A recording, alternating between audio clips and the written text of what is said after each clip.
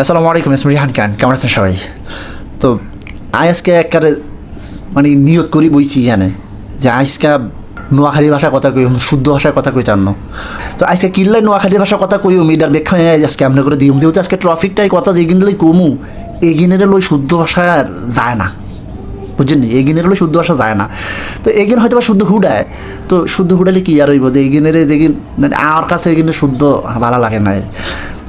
চারিদিকে যুদ্ধ শুরু হয়ে যায়, যুদ্ধ শুরু হয়ে গেছে, মানুষ হাজার হাজার মানুষ মরে যায়। কদিন আগে রাস্তাতে নামি আইছি যে ফিলিস্তিনদের পক্ষে মিছিল করে আইছি।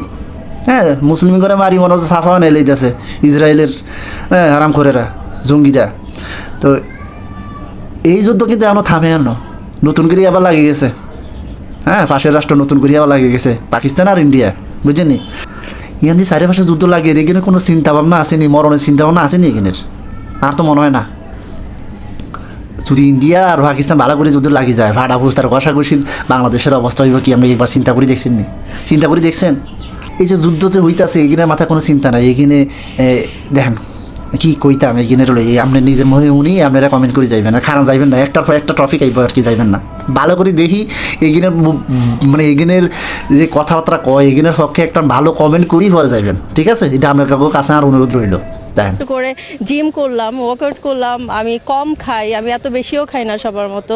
সো আমি যদি আমার ফিগারটাই না দেখাতে পারি তাহলে তো এটা কেমন না, এত কষ্ট করে লাভ কি? ওই যে যুদ্ধ লাগে গেছে কোন দিক যে তোকে যন্ত্রণায় তো বললাই। হ্যাঁ, বাংলাদেশে কারোর লোকে লাগি যায়, আল্লাহই জানে, আল্লাহ মাহবুজি জানে। দেখেন মানে ইগারে খালি গায় করি এই যে যুদ্ধে হারাই দেওয়া উচিত। হ্যাঁ, যে এইগার সেই ফিগার দেখি তো ফিটই আর্মিরা ফরি মরি যায়। আমি ভাবি রাখছি যদি ইন্ডিয়ার পাকিস্তান ভালো করি লাগে, পাকিস্তানের পক্ষে করে ফাড়াম যে ইন্ডিয়ান এরা যে এইগার ফিগার দেখে মরি যায়। হ্যাঁ, অস্ত্র ছাড়া যুদ্ধ করাম এগারে জি।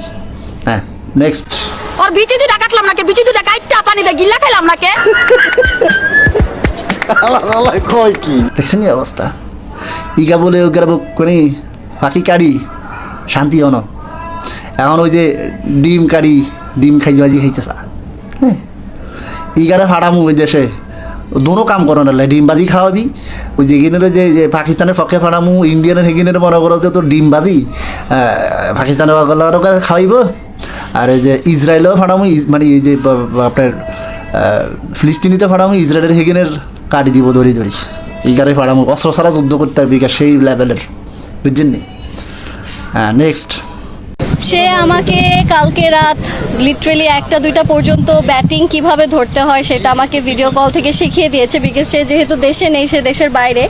তো তাহলে তুই তো ক্রিকেট খেলবিও না মাঠে, তুই ভিডিও কলে নি ক্রিকেট খেলা শিখস, শুনছেন নি কথা?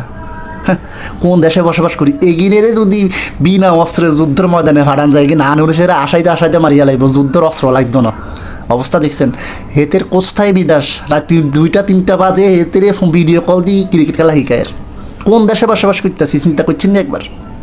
এখানে যন্ত্রণায় কোন দেশের লগে আর বাংলাদেশের যুদ্ধই জায়গা।